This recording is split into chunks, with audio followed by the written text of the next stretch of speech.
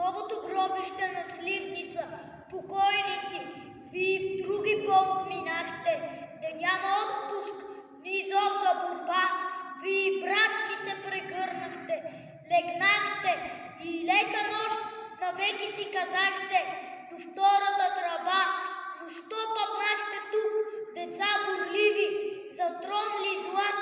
за някой ли кумир, да беше то, остали бихте живи, не бихте срещнали тъй горделиви, куршума, спете с мир, Българио, за тебе те умряха, една бе ти, достойна зарад тях, и те за теб достойни майко бяха, и твоето име само кът мълвяха, умираха без страх, но кой ви знай, че спите в тез полета, над вашия гроб задвенето цъфти, кои сте ви,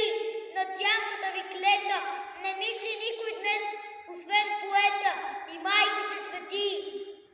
Борци, венец ви свих от песен жива, от звукове, що никой не сбира, от диви и рев на битката гръмлива, от ехото на Витоша бурлива, от вашето ура.